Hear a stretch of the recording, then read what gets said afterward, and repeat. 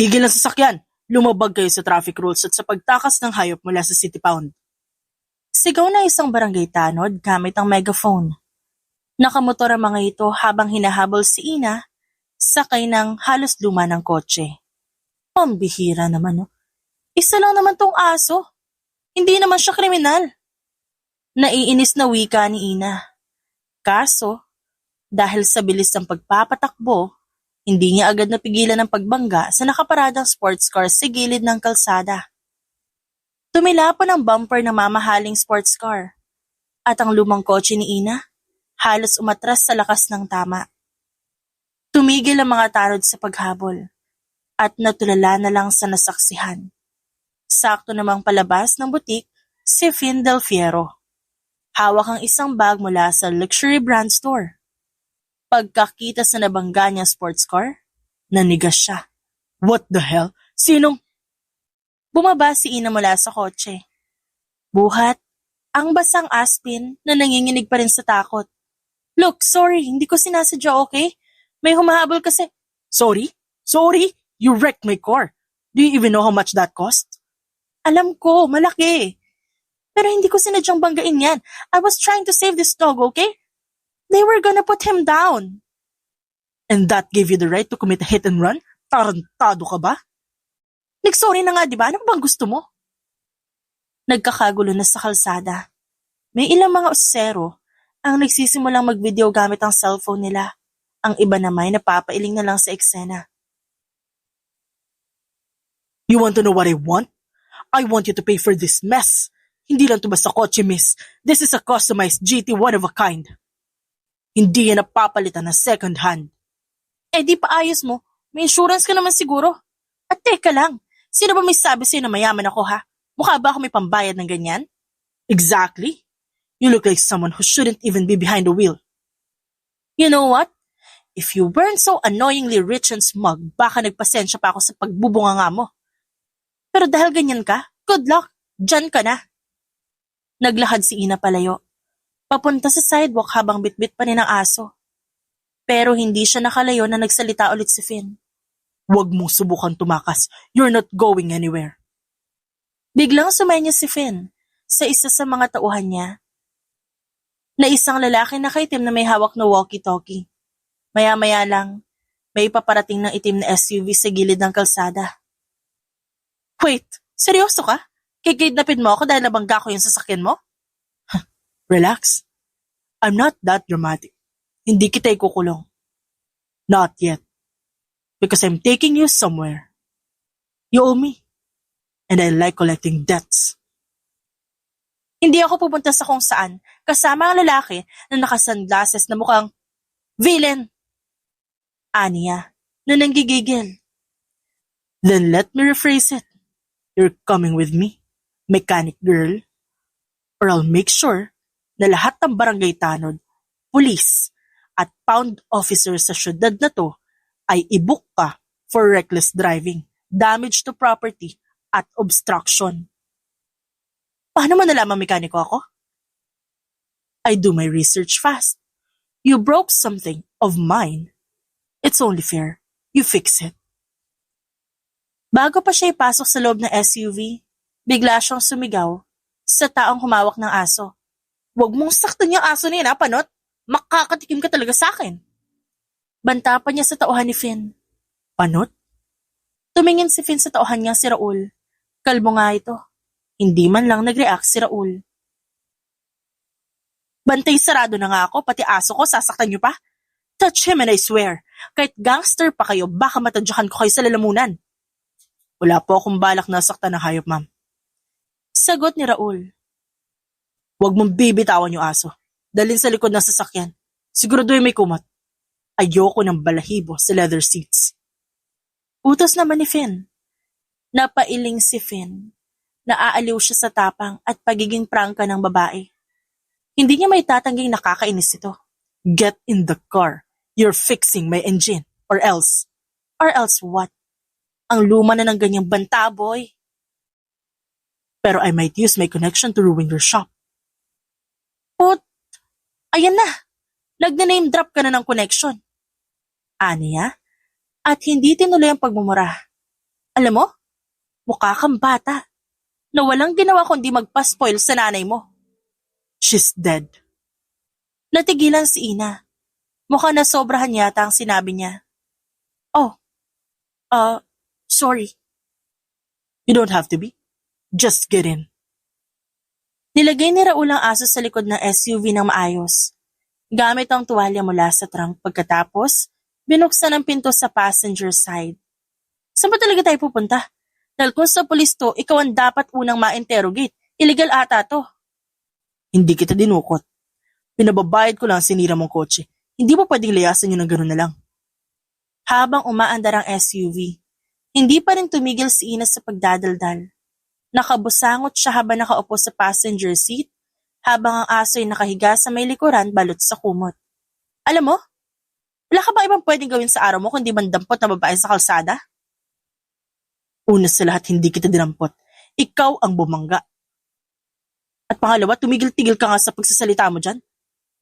At isa pa, may pangalan ako E di sabihin mo, hindi ako manghuhula. Tumahimik lang si Finn, pinili na lang na huwag magsalita. Napangiti siya ng bahagya pero sinadyang hindi ipakita kay Ina. Napailing si Ina. Oo nga pala, mga mayayaman, allergic sa basic manners. Tama nga siguro ako, spoiled ka.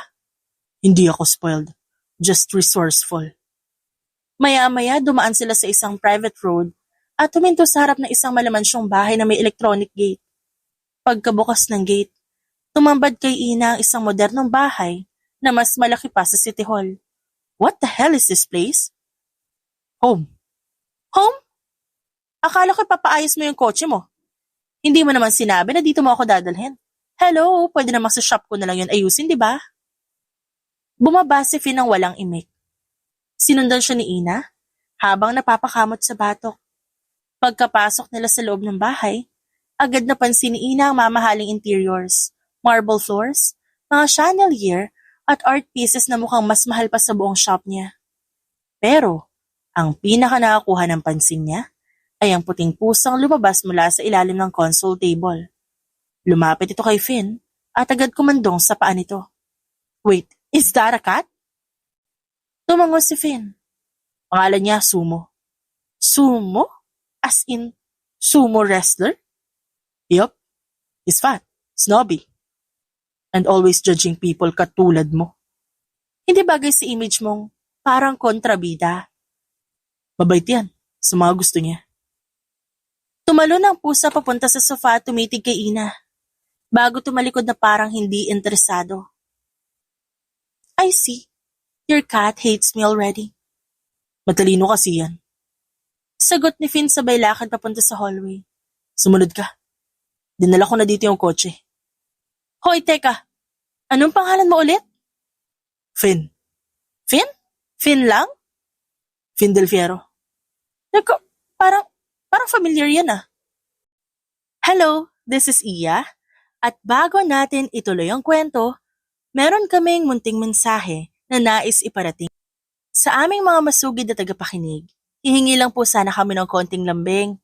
Napansin po kasi namin na karamihan po sa aming mga listeners hindi pa po nakakapag-subscribe sa aming mga channels. Kaya ini-encourage po namin kayo na kung isa kayo sa mga frequent listeners at hindi pa nakakapag-subscribe, magiging malaking tulong po sa aming munting community ang pag-click nyo sa subscribe button at pag-tap ng notification bell para ma-notify kayo sa ginagawa naming daily update sa channel.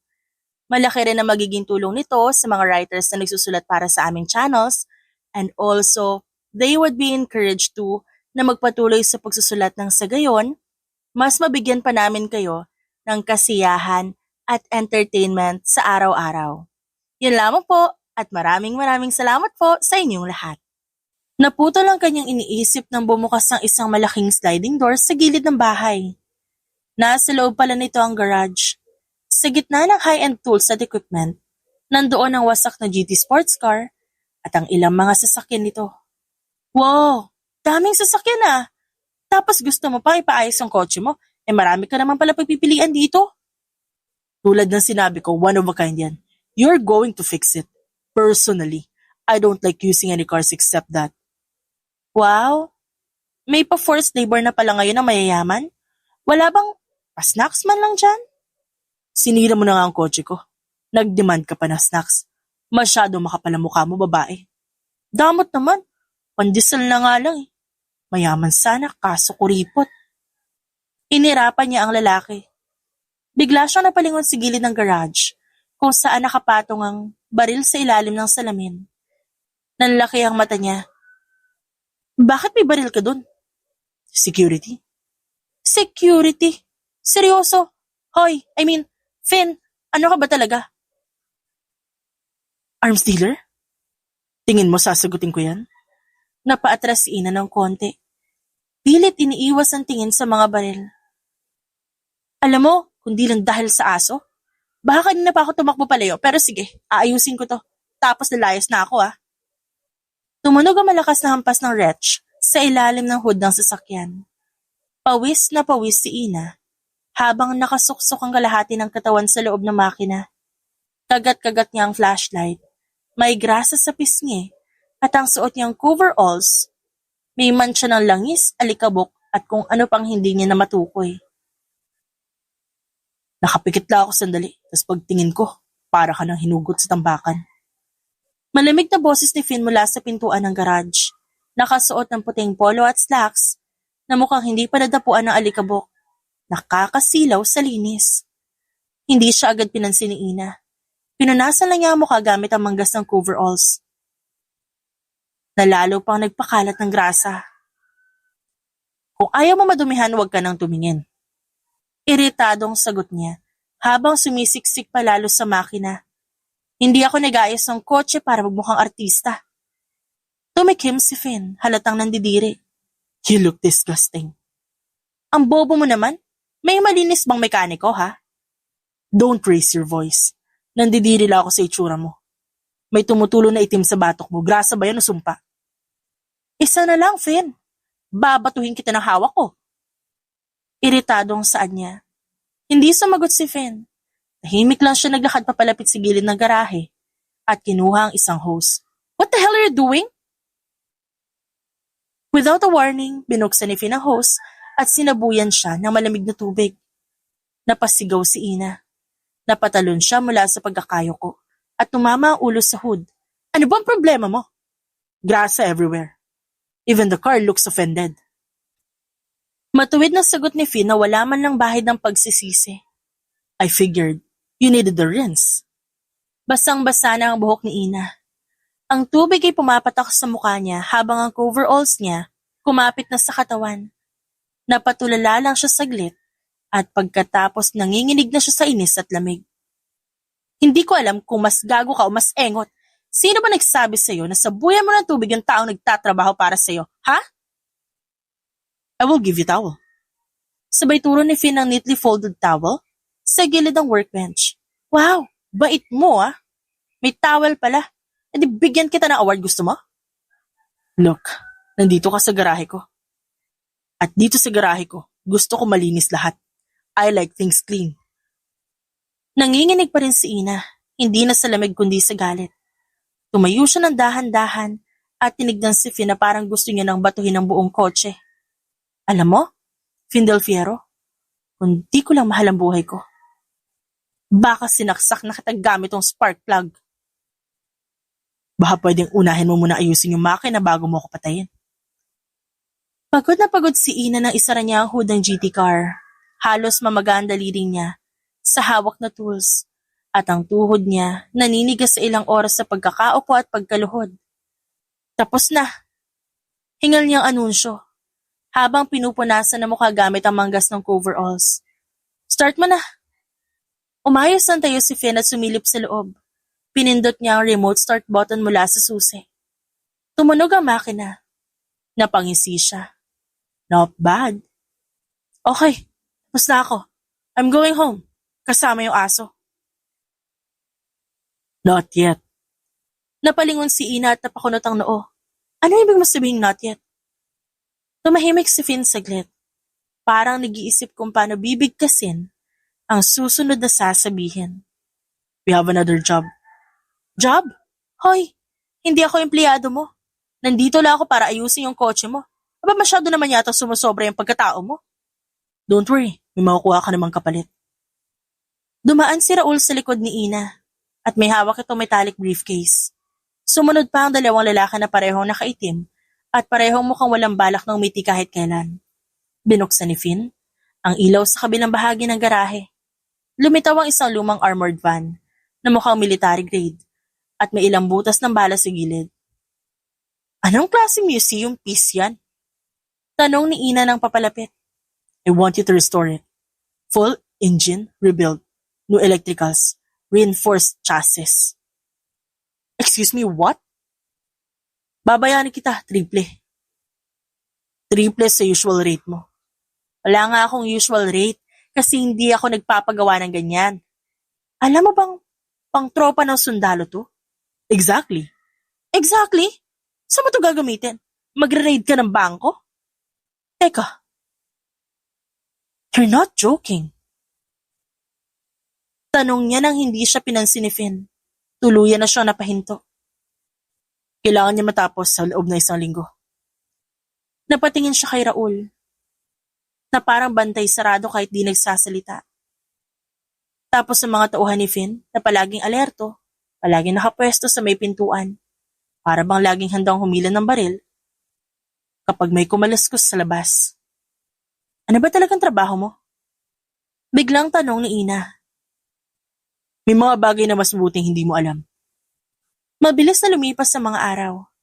Hindi pa rin sanay si Ina sa dami ng CCTV, armadong bantay, at mga lalaking halos hindi ngumiti kahit minsan. Habang nagwawali siya ng sahig sa gilid ng garahe, biglang bumukas ang isang pinto sa likod, kaya napalingon siya. Pumasok ang dalawang lalaking tauhan ni Finn na may hawak silang 2 dugoang lalaki. Parehong nakaposas at wala ng malay. May pasa sa muka, hiwas sa braso, at ang isa'y pilay sa paglalakad. Hoy! Ano nangyari sa kanila? Takot at gulat ang naramdaman ni Ina. Nilapitan niya agad ang isa sa mga sugatan. My God! Duguan siya o kailangan niya ng tulong. Biglang humarang si Raul. Hindi mo kailangan makaalam dito. Hindi ako makikialam. Mamamatay na yung isa sa kanila. Tignan mo naman hindi na humihinga. Dumating si Finn at naglakad palapit. Finn, ano to? Hindi mo pwedeng hayaang mamatay itong mga taong to. May pagkatao pa rin sila. They're not what you think they are. Paano mo nasisigurado? Tinignan siya ni Finn ng seryoso. I've seen what they've done. You haven't. Pero hindi nagpadaig si Ina. Lumuhod siya at sinimulang hawakan ang pulso ng isang sugatan. Buhay pa to! Kailangan niya ng pressure sa sugat. Raul, kunin mo yung first aid kit. Dali! Hindi ka dapat nandito, Ina. Hindi rin dapat pinapabayaan ang mga sugatan. Hindi ako lalayo hanggat hindi ko nasisiguradong buhay sila. Tahimik lang si Finn. Pero bahagyang tumango kay Raul. Napilitan nito ibigay ang first aid kit kay Ina. Habang pinipilit niyang isara ang sugat na lalaki gamit ang bandage. At bahagya itong dumilat. Shh, kalma ka lang. Inaayos ko yung sugat mo. Pero bigla itong kumilos. Mabilis ang reflexes kahit duguan. At may hawak pala itong maliit na kutsilyo nakatago sa boots. Napasigaw si Finn. Nagulat si Ina at hindi agad nakagalaw. Muntik nang tumama ang saksak sa tagiliran niya. Pero tumigil ang lahat ng maramdaman niyang mainit na dugo na tumalsik sa pisngi niya.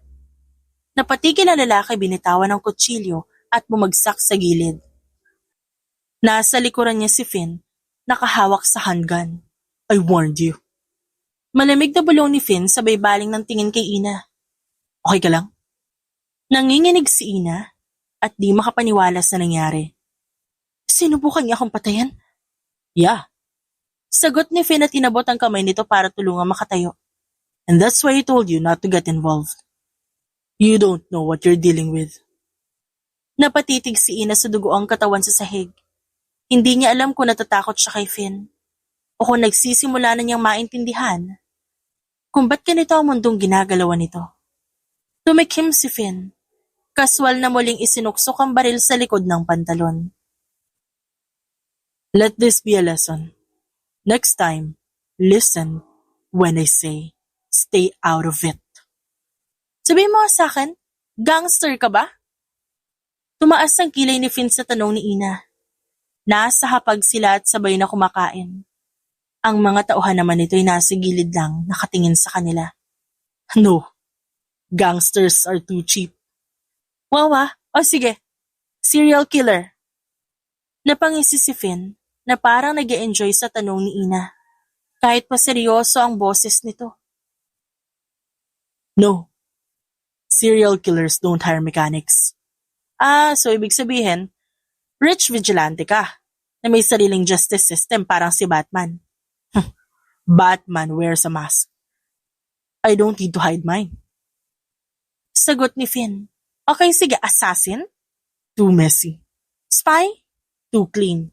Drug lord? Mukha ba akong addict? Hindi, pero mukha kang supplier. Lalo na yan, oh. Mukhang hindi na natutulog. Sabay turo niya sa isang lalaki na nakatayo sa gilid. Mukhang tagamasa ng pinagbabawal na gamot. Napailing si Raul sa di kalayuan. Pero napailing na may pigil ng ngiti. Isa sa mga bantay ay biglang umubo ng malakas. Halatang pinipigilan ng tawa. Nagpatuloy ang kulitan sa mesa. Pero kinabukasan bago pa sumikat ang araw, ginising si Ina ni Raul. Kumatok ito sa pintuan ng barracks na tinutuluyan niya sa compound. Test drive, kailangan mo sumama. Test drive ng alin? Tanong ni Ina habang nakasimangot pa. Hawak-hawak ang kumot. Van. Ilang oras pa lang siya nakatulog pero wala siyang choice. Ayaw niyang iwanan ng van sa kamay ng iba, lalo na't ilang linggo niya nang pinaghirapan yun. Bumangon siya. Nag-ayos at lumabas sa garahe. Nandoon si Finn. Suot ang itim na jacket at aviator shades kahit madilim pa. Ready ka na? Tanong nito habang nakasandal sa pinto ng armored van. Anong trip mo? Magte-test drive ng ganitong oras? Less traffic, less witnesses. Sagot ni Finn sa hangumiti ng bahagya. Yan ang di nakakakalmang sagot, boss. Hindi na sumagot si Finn. Pumasok na sa driver's seat. Si Ina naman sumakay sa passenger side. Umalingaw-ngaw ang tunog ng makina. Malutong, malinis. Parang hindi na ito ang parehong van na inakyat ng kalawang dati. You know, ikaw lang ang pinayagan ko ayusin to. I-make ni Finn. Wow, nakaka-flatter na sana. Pero parang may death flag lang ang dating. Sarkastikong sagot ni Ina. Hindi, I mean it. You're not like the others. Anong others? Mechanics? People. Most people follow orders. You don't. Pasaway ako. Ano ba ibig mong sabihin? No. You think for yourself. That's rare. Napatingin si Ina rito. Medyo natahimik lang siya saglit. Hindi niya alam kung sinusubukan lang siya nitong i-flatter o seryoso ito. Teka lang, Finn, ah. Medyo nanlaki ang mata niya. May crush ka ba sa akin? Muntik nang masubsob sila sa biglaang pagpreno ni Finn. Ano? Tumawa si Ina. O bakit? Kanina ka pa nagpapakasenti dyan. You're not like the others. You're rare. Ganyan-ganyan. Ewan ko sa'yo. Wala akong sinabi. Depends ang tugon ni Finn. Pero halatang nagulat siya. Hindi mo rin dininay. Wala lang akong tiwala sa ibang driver. Baka banggain. Or baka gusto mo lang akong kasama. Napakamot sa sentido si Finn habang nagmamaneho. Kulit mo. Biglang may sumabog sa kanan ng van. Isang malakas na pagsabog sa mismong gilid ng kalsada ang nagpagalaw sa buong sasakyan. Napamura si Finn. Bigla niyang kinabig ang manibela. Ambush! Hold on! Hinataw niya ang accelerator. Pinilit iwasan ng mga sumisilip na bala mula sa madilim na bahagi ng kalsada. Umalingaw-ngaw ang tunog ng mga baril, automatic, sunod-sunod. Hindi pa bababa sa 3 attackers. Putik! Ano meron? Ba't may humahabol sa atin? Sigaw ni Ina habang nakakapit sa dashboard. Hindi pa siya tapos magsalita na may isang bullet na tumama sa windshield. Hindi tumagos pero nagmarka. Salamat sa reinforced glass. Biglang bumukas ang isang armored SUV mula sa kabilang lane. At may lalaki na ka-black tactical gear ang lumabas. Nakatutok ang high-powered rifle sa van nila. Alam nila ang ruta natin? Biglang bumukas ang passenger door. Hindi nila alam kung paano. Pero may isang flashbang ang binitawan sa loob. Sumiklab ang liwanag, pumutok sa loob ng van, kasabay na nakakabinging tunog. Parang lumiit ang mundo ni Ina. Nawalan siya ng balanse. At sa kalagitnaan ng ingay at pagkakasilaw, naramdaman niyang may humatak sa kanya palabas. Ina! Sigaw ni Finn pero huli na. Napalitan ng puting liwanag ang paningin ni Ina. At ang pagdilat niya, nasa likod na siya ng isang SUV. Hawak ng dalawang lalaki naka-tactical gear. Ina de la Cruz. Anang isa. Agent 0419 secured. Biglang sumulpot ang isang lalaking hindi niya inaasahan. Matangkad, matikas ang tindig, naka-tactical vest, pero walang suot na mask. Tumingin ito sa kanya ng seryoso at malamig, pero pamilyar. Kuya? Bahagyang tumango ang lalaki. Ina. Nanlaki ang mga mata ni Ina. Ikaw yan? Kuya Ivo? Anong ginagawa mo dito? Bakit ka? Ikaw ang dapat kong tanungin. Putol ni Ivo, sabay tingin sa armored van at pilit pa ring sinusundan ng mga agents sa unahan. You're with him. Kuya, hindi mo naintindihan, hindi ako. Finn Del Fiero is the head of criminal syndicate running illegal arms and intel operations sa Asia. He's our primary target and now, you're caught in the middle. Natigilan si Ina. Parang biglang sumikip ang hangin sa paligid niya. Hindi siya ganun. Bulong niya. Then explain this. Ipinakita ni Ivo ang isang tablet. Nandoon ang satellite images ng compound, blueprints ng operations, intercepted calls. He's dangerous, Ina. You have to believe me. He's using you. Bago pa siya makasagot, may sumabog ulit sa kalsada, ang armored van ni Finn. Sumulpot ito, at sa isang mabilis na galaw, binangga ang SUV sa likod kung saan hawak si Ina. Get down! Sigaw ni Finn, habang binuksan ang pinto at binunot ang baril. Tumama ito sa shoulder ni Ivo, hindi kritikal, pero sapat para mapabitaw ang kuya niya. Hinilan ni Finn si Ina pabalik ng van. Bitiwan mo siya! Ina! Sigaw ni Ivo habang pumapalag. Pero naramdaman niya ang paghila ng kamay ni Finn. Come with me, now! Utos nito. Huminto ang mga sasakyan. Doon lumabas ang tatlo. Pero sa halip na lumapit sa isa sa kanila, biglang umatras si Ina at humakbang. Ayoko. Mahinang sabi niya. Parehong natigilan ng dalawa. Ayokong pumili sa inyo. Pareho kayo may tinatago. Pareho kayo may kasalanan. At ako? Ako lang naman tong ginamit eh. Inipit. Sinangkot sa ganito. Ina! Sabi ni Ivo. Kasunod nun ay ang pagtawag sa kanya ni Finn. Pero bigla siyang tumalikod. Tumakbo sa kahuyan sa gilid ng kalsada. Ina! Sigaw ni Finn at agad humabol. Damn it, Finn! Huwag mo siyang saktan! Narinig niyang mura ni Ivo sa malayo. Pero wala nang naririnig si Ina, kundi dagundong ng puso niya at ang mga tuyong dahon na nadadapaan habang dumaraan sa makitid na trail. Ngunit ang damit niya may gasgas sa binti pero hindi siya tumigil. Hindi siya pwedeng mahuli. Hindi siya pwedeng makulong sa pagitan ng mga ito. Nadapa siya sa isang malaking ugat, gumulong pababa sa mabatong bahagi ng burol. At bago siya tuluyang mawalan ng malay, nakita niya si Finn. Lumuhod ito sa tabi niya at hawak siya sa balikat. Ina, hey, look at me. Saad ni Finn habang pinipilit siyang buhatin. I got you. Nagising si Ina sa malakas na ugong ng makina at banayad na pag-uga. Bumangon siya at napangiwi sa sakit ng likod. Nasa loob siya ng isang maliit na kwarto. May pader na bakal, may lumang bunk bed sa gilid. Narinig niya ang yapak sa labas at ang malakas na tunog ng tubig sa ilalim. Nasa barko siya. Nang bumukas ang pinto, pumasok si Finn. Suot pa rin ang itim nitong jacket, pero ngayon may strap ng tactical gear sa katawan. Sa likod nito ay ang malawak na karagatan. Finally, kala ko di ka na magigising. Anong ginawa mo? Ba't mo ako dinala dito? Nasaan tayo? Safe. Maikli at walang emosyon na sagot ni Finn. We're out of reach for now. Hindi yan ang tanong ko. Bakit mo ko dinala? Hindi mo ba ako narinig? Ayoko na. Gusto ko na lang bumalik sa normal kong buhay. Hinagod ni Finn ang batok niya at parang hindi alam kung paano sasagot. I couldn't leave you behind. Sabi niya, not with them.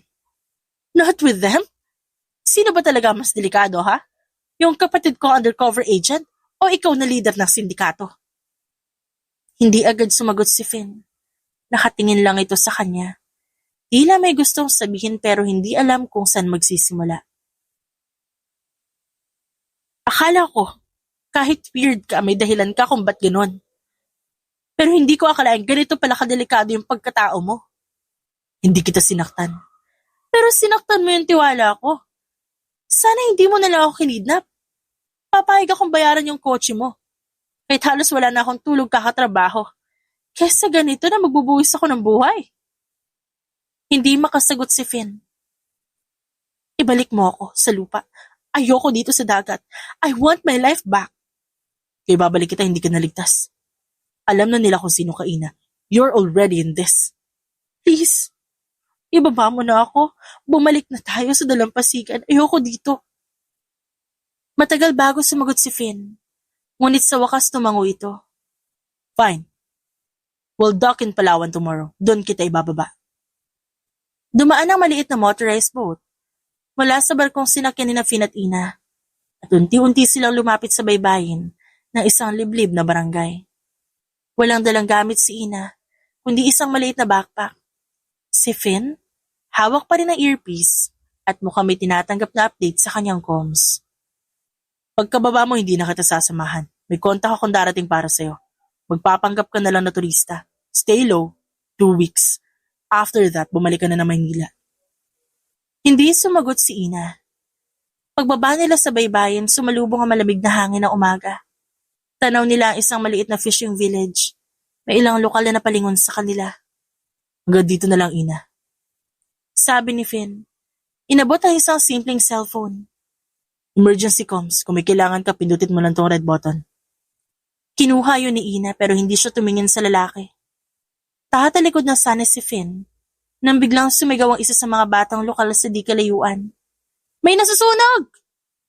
Sabay na palingon ang lahat sa isang abandonadong kubo sa gilid ng kakahuyan. At sa likod nito may umuusok. Holy shit! Hindi na natuloy ni Finn ang sasabihin. Binunot niya na ang baril. Stay here! Pero hindi siya pinakinggan ni Ina. Tumakbo rin ito at sinundan siya. Nakita nila ang tatlong lalaki, mga armadong hindi tagalugar, na sinusubukang pasabugin ng isang storage shed na tinutuluyan pala ng mga relief goods para sa buong barangay. Isa sa mga batang umiiyak at may iniindang sugat sa binti. Mukhang hindi pa tapos ang habulan. Bulong ni Finn. Recon unit to. Hindi sila local. Evos men? Or someone else? Hindi ko alam. Sagot ni Ina habang pinipigilan ang paghinga para hindi marinig. Pero may sugatan, kailangan nila ng tulong. Hindi mo sila kilala. Pwedeng pain yan. Pwede rin hindi. Bago pa siya mapigilan ni Finn, lumabas si Ina mula sa pinagtataguan. Tinakbo ang bata at tinakip ang katawan sa maliit itong sugat. Tama na, may bata dito! Napamura si Finn at agad sumunod. Pinaputokan ng lupa sa paligid ng mga armadong lalaki. Nagulat ang mga ito at agad nagsitakbuhan palayo. Sumakay ito sa isang speedboat na naghihintay sa likod ng bangin. Pagkatapos ng kaguluhan, hinarap ni Finn si Ina. Ano ginagawa mo? Pwede ka mabaril. May bata! Hindi mo ba nakita yon? Pinagmasdan siya ni Finn. Hindi kita kayang pabayaan. Hindi nakakibo si Ina. Gusto niyang magsalita, magtanong, magalit. Maglakad palayo pero sa halip, napayuko siya. Dahil sa nangyaring insidente, hindi na siya pwedeng maiwan sa barangay. Isang maliit na kubo malapit sa bangin ang tinulian nila. Malayo ito sa mata ng iba, pero may basic surveillance gear at generator. Temporary lang to. Paliwanag ni Finn, habang inaayos ang baril at ang comms. Maglililo muna tayo, hanggang ma-figure out ko kung sino ang sumusunod sa atin. Akala ko ba ibababa mo na ako? Pero gusto mo, may libing ka din agad. 2 araw nang stranded sina Finn at Ina sa maliit na kubo sa gilid ng bangin sa Palawan. Isinara muna ni Finn ang lahat ng communications. Nagdesisyon si Ina na maghanap ng pagkain. Bihasa siya sa basic survival. Isang natutunan niya sa dami ng beses siyang nabuhay na mag-isa. Si Finn naman hindi man lang marunong maghiwa ng saging. Anong ginagawa mo? Tanong ni Ina na makita si Finn na may hawak na bolo. Sinusubukang hiwain ang nyug. Obvious ba? Nag-harvest. Harvest agad? Hindi mo nga mabuksan yan, boss. Will you stop calling me boss? Bakit? Hindi ba bagay? Hindi ba intimidating? Hindi bagay, kasi parang sinusumpa mo ko tuwing sinasabi mo yan. Napailing si Ina, kinuha ang bolo, at sa isang mabilis na galaw nabiyak niya ang nyug. See? Hindi kailangan ng muscle kung may technique. Mayabang niya sabi. Sabay lagok sa katas ng nyug at inabot kay Finn. Tahimik lang si Finn habang umiinom. Medyo tumagilid ng bibig niya. Hindi sanay sa lasa ng fresh coconut. Teka lang, huwag mo sabihin na first time mo uminom ng nyug. Kunot noong tanong ni Ina. Imported fresh coconut water lang ang iniinom ko. Nakabote. Siyempre, mafia boss things. Hindi ka ba marunong manghuli ng isda? Ano ako, fisherman? Finn, may bangus sa tabing dagat. Nagsasayawan na sa sobrang dami. Hindi mo man lang mahuli kahit isa? Boy yun? Tumitig lang si Finn sa kanya. I trained to disarm a man with a knife, not a fish with fins. Grabe, kung di ka lang nakakatakot, pati ang pass mo. Nakakatuwa kang tingnan. Hindi na kumibo si Finn, pero bahagyang umiti. Konti lang na halos di halata. Nagluto si Ina ng pinakasimpleng putaheng alam niya. Si Finn naman nakaupo sa may gilid ng bintana. Hawak ang isang lantern habang pinapanood siya. Hindi ko akalaing magugutom ako kasama ka. Ani Ina, sabay lagay ng isang pinggang isda sa harap ni Finn. Hindi ko rin inakalang mamamangha ako sa simpleng isda. Sabay kuha nito at tinikman. Wow, masarap. Masarap ka. Napatingin si Ina. Ha? I mean, masarap ka magluto. Agad na umiwas ng tingin si Finn. Sabay ubo na nabulol sa sariling sinabi. Sorry, gutom lang siguro ako. Tingin mo ba, nasa panganib pa rin tayo? Tanong ni Ina at biglang nagseryoso. Yeah, hindi tayo forever ligtas dito. But for now, makakahinga tayo. Tahimik na kumakain si Ina nang muling magsalita si Finn. Hindi mo pa rin ako tinatanong kung bakit kita sinama talaga. Alam ko na yung sagot. Gagamitin mo rin ako. Tulad nila. Malamig na sagot ni Ina. Umiling naman si Finn. Kung gusto lang kitang gamitin, sana, iniwan na kita sa kamay nila. Mas madali yun. Mas ligtas pa para sa akin. Napatingin si Ina. Then why? Dahil alam kong hindi kay liligtas ng kuya mo. Hindi dahil ayaw niya. Pero dahil hindi niya pwedeng iligtas ka. Ano ibig mo sabihin? Kunot noong tanong ni Ina. Ang unit na kinabibilangan ni Ivo. Hindi sila government sanctioned. Hindi sila legal. At ang mga tao na sasangkot nila, collateral lang. Wala kang proteksyon kapag nadawit ka. Hindi ako maniniwala. Kilala ko si kuya. Gagawin niya lahat para protektahan ako. Talaga? Iba't mas pinili niyang utusan ng mga tao niya kaysa sunduin ka agad. Think, Ina. You're not stupid. Natahimik si Ina. Ramdam niya ang pintig ng puso niya sa dibdib. At para bang ang bawat salitang binibitiwan ni Finn, unti-unting nagpapabigat sa loob niya. Tinanong ko ang sarili ko dati. Bakit isang mekaniko ang gusto nilang i-interrogate? Then I realized hindi lang dahil sa akin, dahil sa'yo. Dahil alam nila ikaw ang kahinaan ng kapatid mo. Hindi ako kahinaan ng kahit sino. Mariing tugon ni Ina. Exactly, kaya kita sinama. Dahil ayoko magpagamit ka sa kung sino man at hindi ka kayang panindigan sa lahat ng ginagawa nila. At dahil tama ka nga siguro, gusto kitang kasama. Ani Finn, na sandaling napatigil at nagkibit balikat. Muli siyang natahimik. Ang hirap paniwalaan ang sinasabi ni Finn. Lalo na sa dami ng hindi niya alam. Kung niloloko mo lang ako, Finn, wag mo na akong hintaying magalit. Mas masakit ako maningil. Basa ng pawis at talikabok si Ina habang binabagtas ang makitid na daan pabalik sa kubo. Hawak niya ang ilang bungkus ng saging, 3 hinog, isang pilit na naaagaw mula sa masungit na unggoy na hindi pumayag sa una. Ba't pa ang tapang ng mga unggoy dito? Bulong niya habang pinapahid ang gasgas sa braso. Isang saging lang, parang ayaw na magpatawad. Nang malapit na siya sa kubo, may naramdaman siyang kakaiba. Masyado itong tahimik para sa isang lugar na lagi niyang naririnig ang reklamo ng lalaki tuwing walang signal. Napakunot ang noo niya. Lumapit siya sa bintana ng dahan-dahan at sumilip.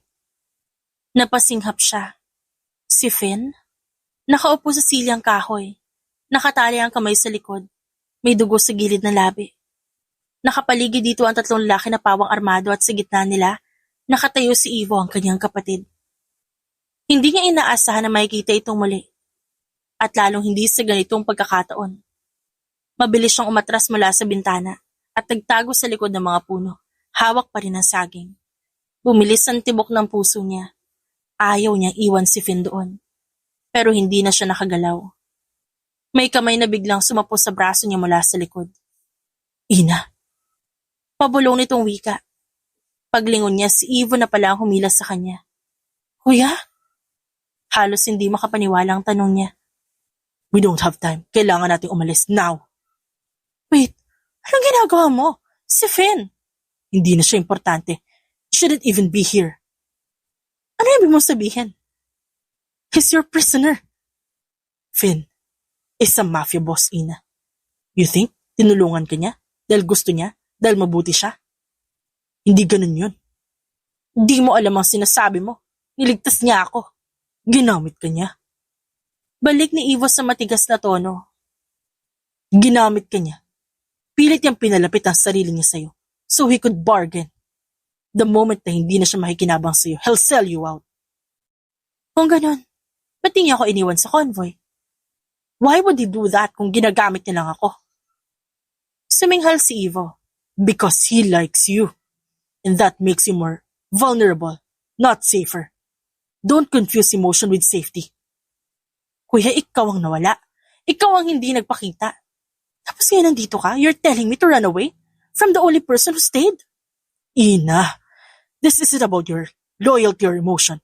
This is about survival. If you stay, you'll die. And I won't be able to save you. Hindi ko kailangan ng tulong mo. Hindi ko kailangan na iligtas mo ko. Kaya ko ang sarili ko.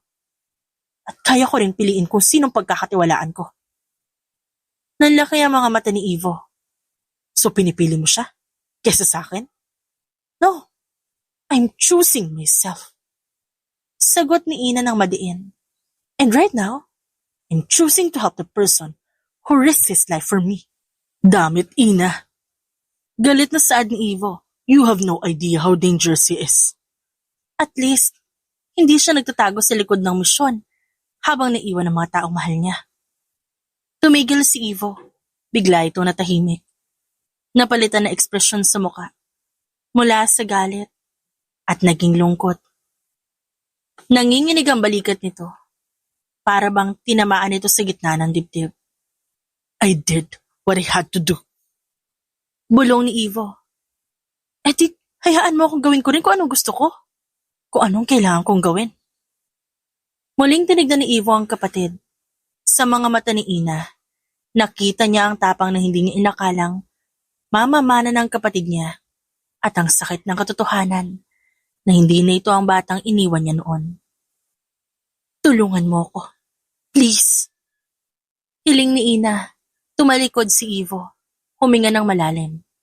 At pagkatapos na mahabang katahimikan tumango ito. You have 10 minutes. After that, we're all compromised.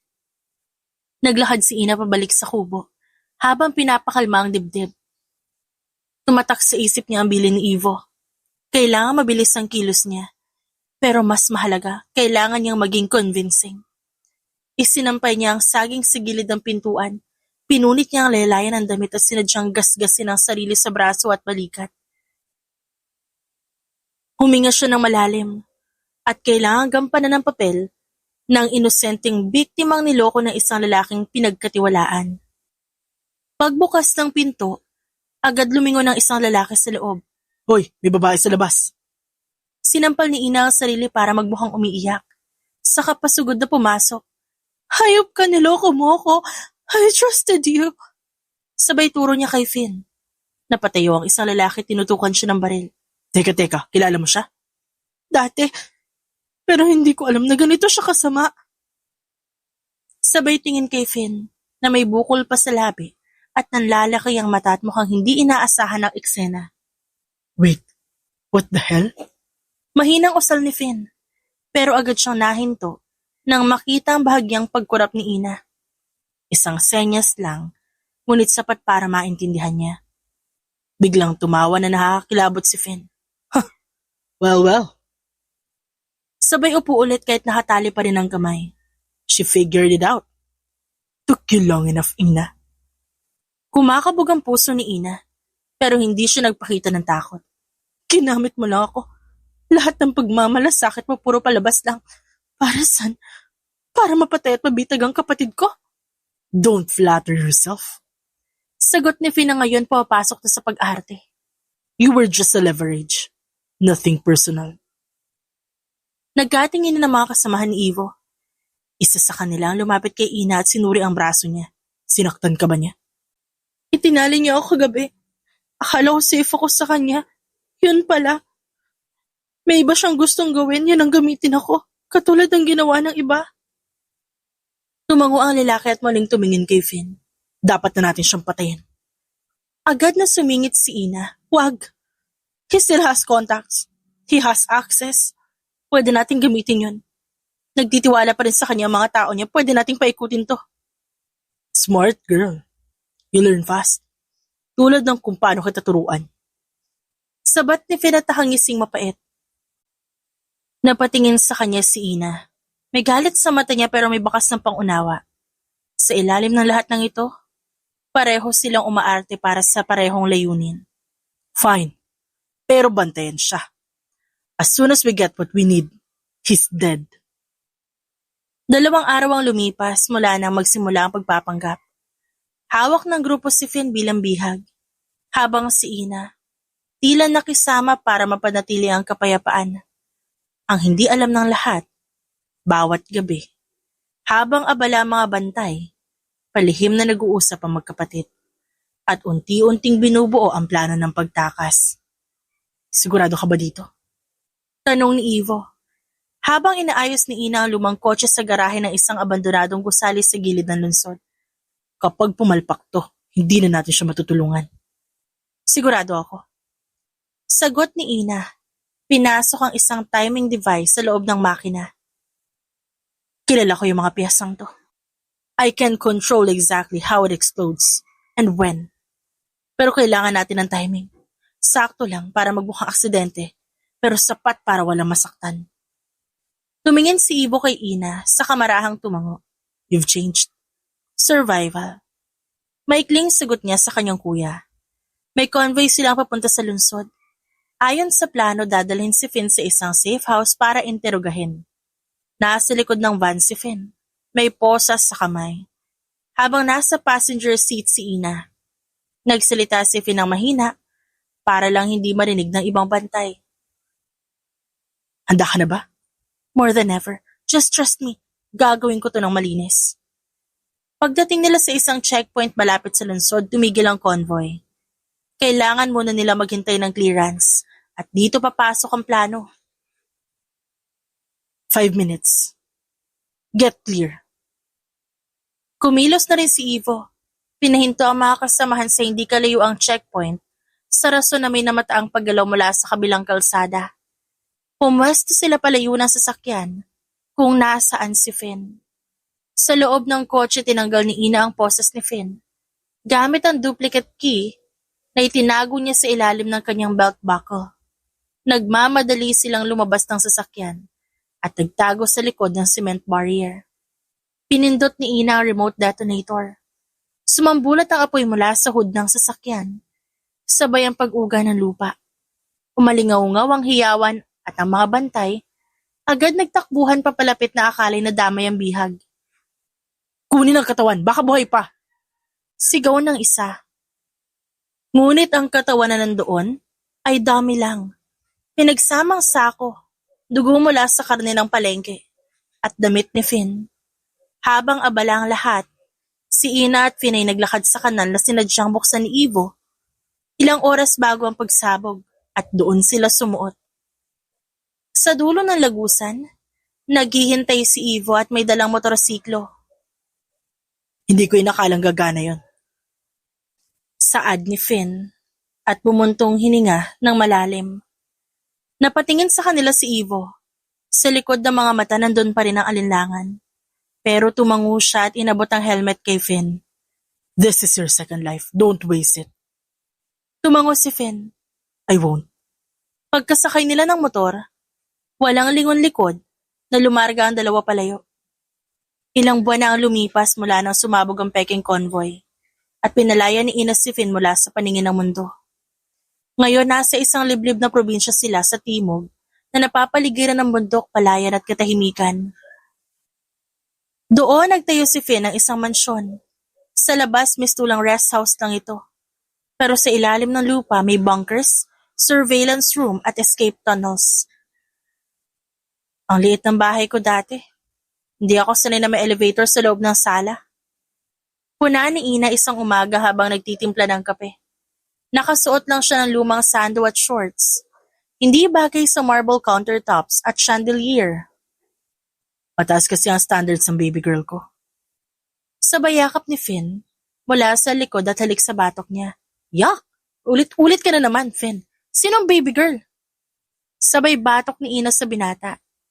Ay grabe ka. That hurt my pride. Pagdadrama ni Finn, kunwaring nasasaktan pero nakangiti naman. Ang cringe mo? Maghugas ka na nga. Leader ka pa naman ng sindikato. Sabay abot niya ng basang tuwalya sa mukha nito. Ba't ayaw mo magpalambing? Kadiri ka, ayoko nga. Mas talo kang nagiging cringe nung umamin ka eh. Diyos ko, ganyan ka ba ma-in love? Masama bang ma-in love sa'yo? Balik ni Finn habang hawak-hawak pa rin ang basang tuwalya at pilit pinupunasan ang mukha ni Ina na ngayon ay umiilag at natatawa. Hindi masama, nakakahiya lang. Sabay takip ni Ina sa mukha niya. Ano ba kasi? Para kang batang nawala ng candy kapag di kita pinansin. Hindi mo naman ako pinapansin lately. Drama ulit ni Finn habang naglalakad papunta sa lababo. Kahit isang good morning kiss, wala. Yung pride ko, natutunaw na parang yelo dahil sa'yo. Hindi ko kasalanan kung manipis yung pride mo kesa sa papel, no? Sarkastikong sagot ni Ina at sumunod dito at sinadya pang banggain ito sa tagiliran. Nagsiselos ka lang. Kasi mas pogi ako sa'yo. Pogi? Umirap si Ina. Finn, mukha kang pinagtripa ng hair gel at self-confidence. Ikaw na ang pinaka-cringe na nakilala ko. Pero kahit cringe, minahal mo pa rin. Minahal is a strong word. Let's settle for tiniis. Napangisi si Finn at hinalikan siya sa pisngi ng biglaan. Kahit tiniis mo lang ako, I'll take it. Hala, sige na. Pagkatapos maghugas ng pinggan, magwalis ka rin sa labas. Yung pagmamahal mo, idaan mo sa gawa, hindi sa pick-up lines mo na pang grade 5. Opo, mahal kong commander. At habang nagsisimula na siya maghugas ng pinggan, si Ina naman naupo sa dining table at hindi napigilang titigan si Finn. OA ka talaga. Mahinang bulong niya pero may ngiti sa labi. But I think I love you. Narinig yun ni Finn. Muntik niya mabasag ang plato. Ha? Ano yun? Wala, maghugas ka na dyan. Ani Ina sabay talikod at pulang-pula ang muka. Isang gabi, nanonood sila ng lumang action movie nang tumunog ang emergency lines sa communication panel ng mansyon. Tumingin agad si Finn kay Ina. Mabilis nilang pinatay ang telebisyon. Tinanggap ni Finn ang encrypted call. Sa screen lumabas na isang anonymous agent. Finn, the international crackdown has begun. The agency Evo was part of, it's falling apart. Dirty ops are being exposed, and agents are being hunted. Natahimik si Ina. Wait, what do you mean hunted? Anyone associated with unsanctioned mission is either being arrested or removed. Evo is on that list. Nanlamig si Ina. Pagkatapos ng tawag, walang nagsalita sa kanilang dalawa. Nakaupo lang si Ina sa sofa. Hawak ang baso ng malamig na tubig. Pero parang hindi niya namamalayang nanginginig ang kamay niya. Kapatid ko yun. Hindi man kami. Palagi nagkakaintindihan pero hindi siya masama. Then we help him. Tutulungan mo siya? I owe you everything, Ina. At kung kapatid mo yan, then he's part of this crazy little family now. Maaga pa lang, gising na si Finn. Bumaba siya sa basement ng mansyon. Sa isang silid na hindi pa kailanman pinasok ni Ina. Sa loob nito may mga dokumento, mapa, at surveillance footage mula sa iba't ibang bansa. Sa gitna ng mesa nakadisplay ang pinakabago niyang misyon. Ang pagbagsak ng agency ni Evo. Pero hindi ito isang paghihigante. Ito'y personal. Masyadong personal. Pinapabagal niya ang playback ng isang luma at classified na file. Pero sumingit ang tinig ni Ina mula sa likod. Anong tinitignan mo? Nagulat si Finn pero hindi ito pinahalata. Mabilis niyang pinatay ang screen pero hindi sapat ang bilis. Wait. Sabay lapit ni Ina habang nanlalamig ang katawan. Yun ba yung logo ng agency ni na kuya? Natahimik si Finn. Ikaw? Ikaw ang kasama sa pagbagsak ng agency? Hindi siya makatingin kay Ina. Ina. Ano bang hindi ko alam? Ginagamit mo lang ba talaga ako? Lahat man nanto palabas lang? No. I never lied about how I feel for you. Pero ano to? Matagal mo na bang plano? Huminga ng malalim si Finn. I didn't tell you because I knew you wouldn't understand. Not at first. Your parents. They weren't just killed by some random attack. It was a sanctioned operation. And it was ordered by the same agency your brother worked for. Parang binagsakan ng tubig si Ina. Malamig na malamig. Hindi totoo yan. Your father tried to leave the agency. Gusto niyang takasan ng mga operasyon. He tried to expose them. Kaya siya pinatahimik. At ang nanay mo, collateral damage. Tumulo ang luha ni Ina, hindi pa rin siya makapaniwala. Hindi ko sinasadyang malaman. But when I did, I knew I couldn't just let it go. That's why I joined the takedown. That's why I let them think I was dead. So I could dismantle them from the outside. Bakit hindi mo sinabi sa akin? Because I needed Eva's help to make it happen.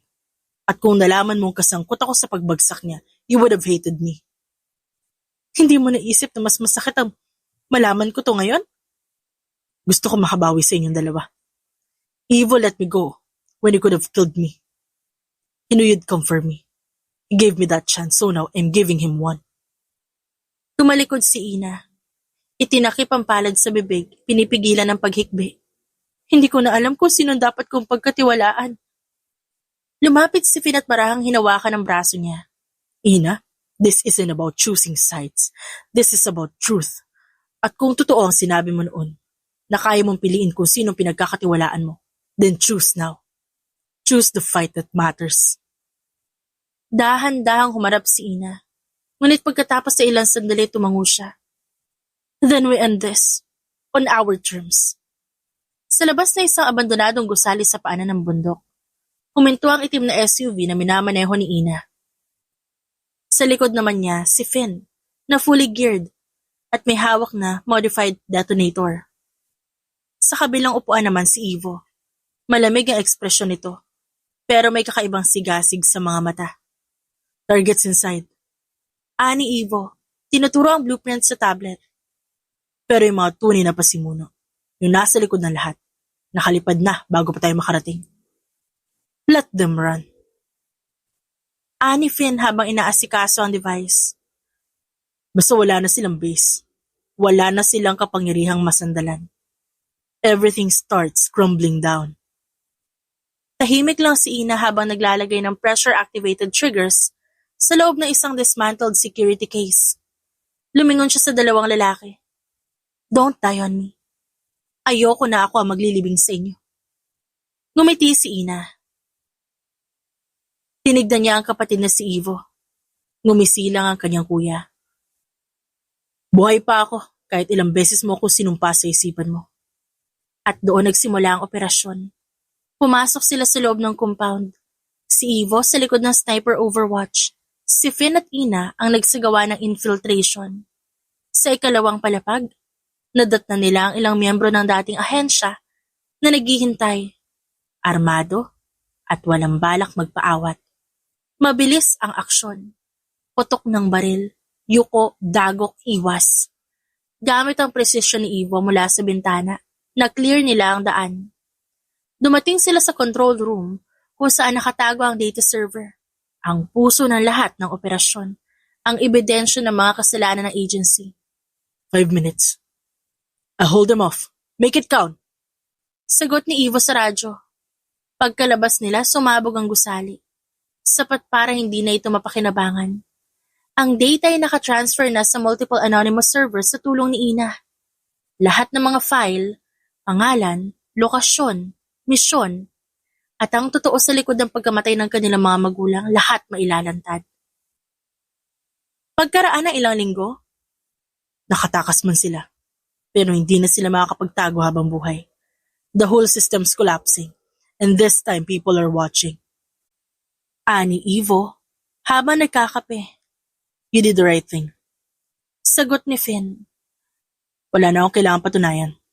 Pero kung susubukan mo lokohin ulit ang kapatid ko, may sniper gun ako na nakahanda para sa'yo. Nagkatinginan si Ina at Finn. Tumawas si Ina, saka siniko si Finn. Don't worry kuya, kaya ko na ang sarili ko. Kaya ko na ito itapon sa ilog kung kinakailangan. Sa ilalim ng malamlam na ilaw mula sa lampara, nakaupo sina Ina at Finn sa isang lumang bangko habang nakaharap sa ilog. Malapit lang si Ivo. Abala ito sa paglilinis ng baril. Pero malayo-layo para hindi masyadong epal sa eksena. Tahimik lang si Ina, ninanam namang ihip ng hangin, habang pinaglalaroan ng isang lumang washer sa daliri. Si Finn panay ang sulyap sa kanya. Alam mo, pinag-iisipan kong tumigil na. Napalingon si Ina dito. Tumigil? Sa kadaldalan mo? Tumawas si Finn pero mabilis din ito naging seryoso. Sa lahat, gusto ko na lang ng ganito. Tahimik at payapa. Napangiti si Ina. Wow! Sino ka at anong ginawa mo kay Finn? Seryoso ako. I've seen enough. Done enough. Kung may gusto pa akong gawin is this. Yung sabay tayong kumain. Kahit may kasama tayong kapatid mo na naglilinis ng sniper gun. Yung wala na akong kailangan bantayan kundi ikaw na lang. Tumingin si Ina sa ilog sa kamuling nagsalita. Gusto ko rin ng tahimik na buhay. Pero ang boring din kasi. Wow, so hindi ka payag? Baka papayag ako kung may action paminsan-minsan. Gusto ko pa rin na may thrill sa buhay, no? Thrill lang pala ang hanap mo eh. Bulong ni Finn. Sabay lapit kay Ina, na halos magdikit na ang ilong nila. Kung halikan kaya kita ngayon, habang may sniper na nakazoom in sa atin, pasok ba yun sa criteria? Napakibit balikot si Ina pero may ngiting pilit yung pinipigilan. Try mo, baka mauna pa yung bala kaysa sa labi mo. Okay lang mabaril, basta mahalikan kita ngayon. Don't tempt me, Finn. Then don't dare me. Sabay biglang hinalikan ni Finn si Ina.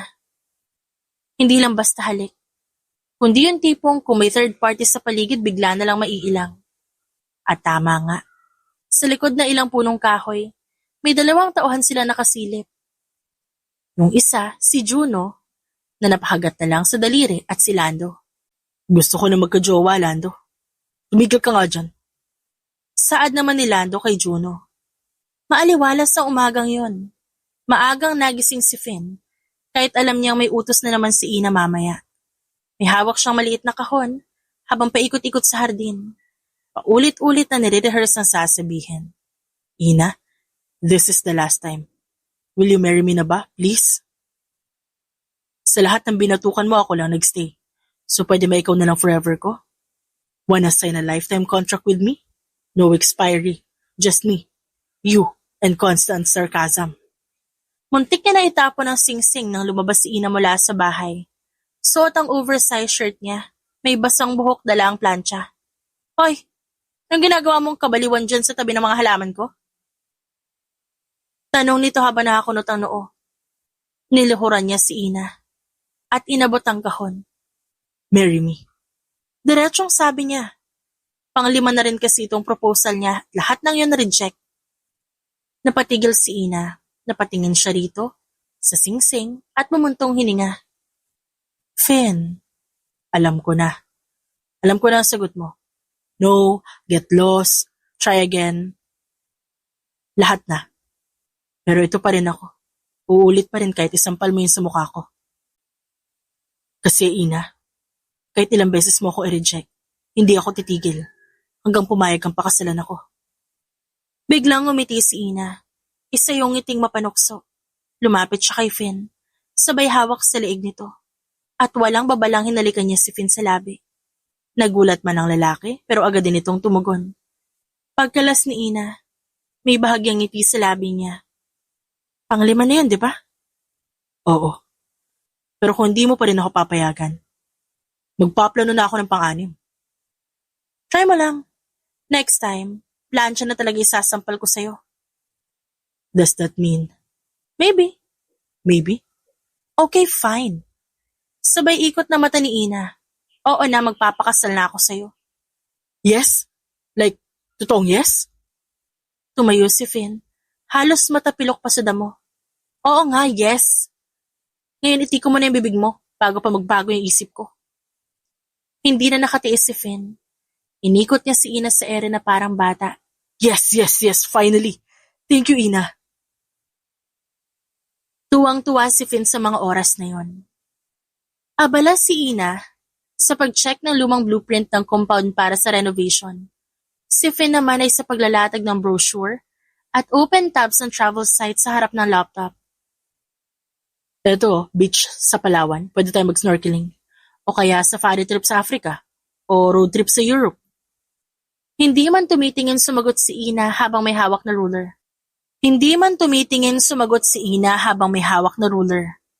Hindi pa nga tayo kasal, nagpaplano ka na agad ng honeymoon.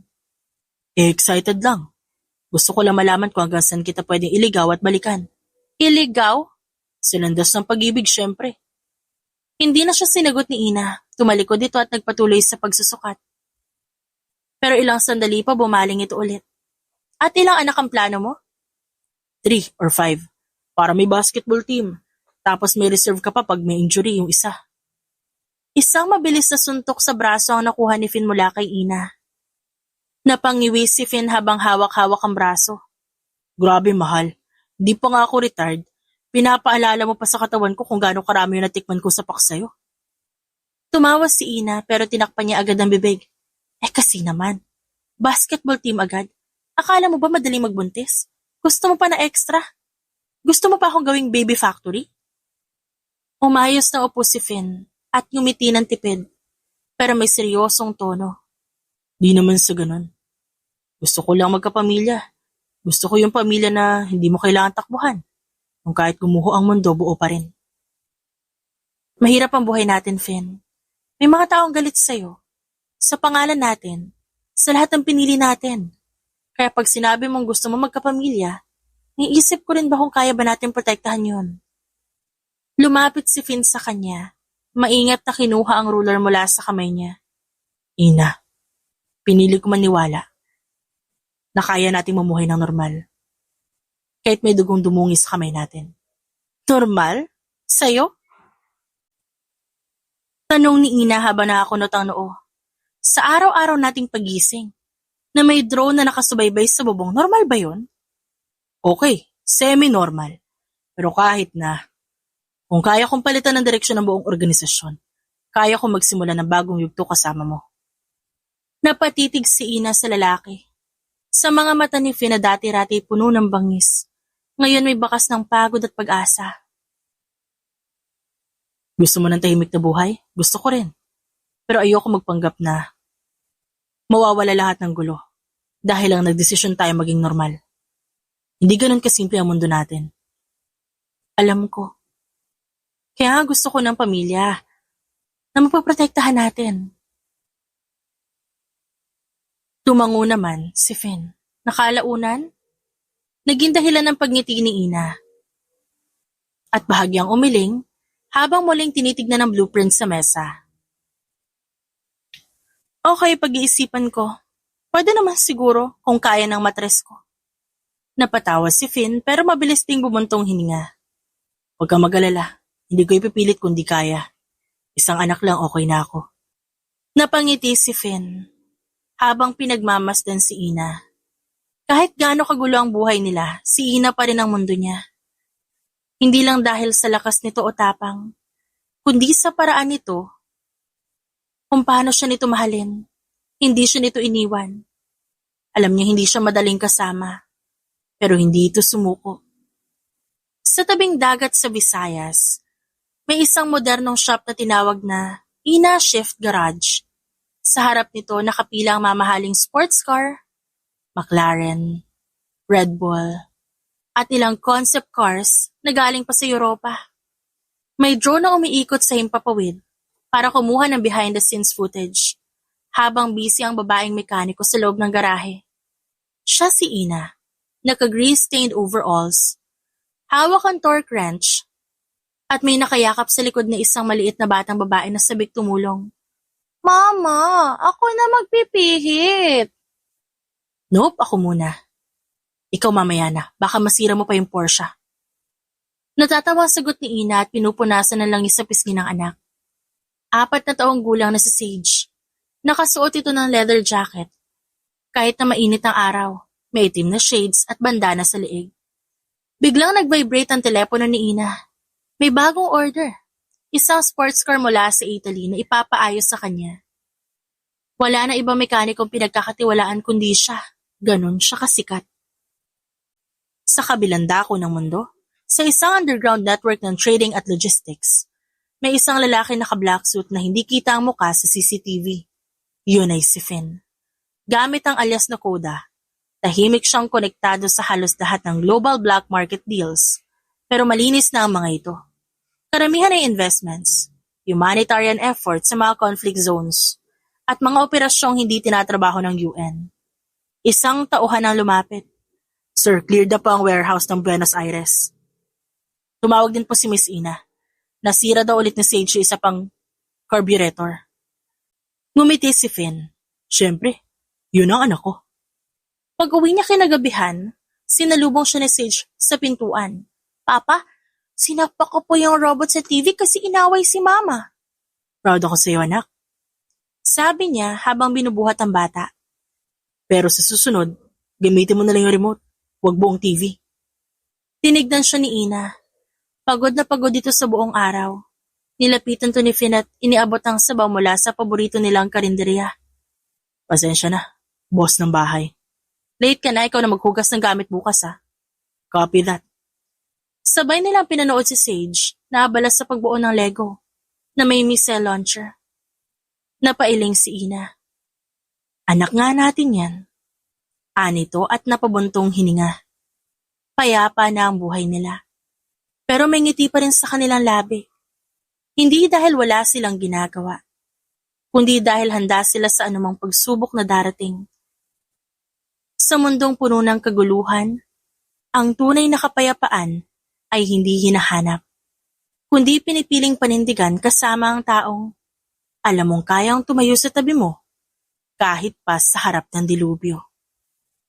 The end. It's shoutout time! Shoutout kina Susana Datig, Pablo Nicoleta, Nancy De Macali, Evangeline Bautista, Alicia Ocfemia, Nanette Sagun, Bernadette Agustin, Josefina Fuelias, Miss Leticia, Maria Gavilano, Josefino Rubio, Margarita Sangria, Brenda Medina, Veronica Godes, at Rowena De Leon. Maraming salamat po sa inyong lahat.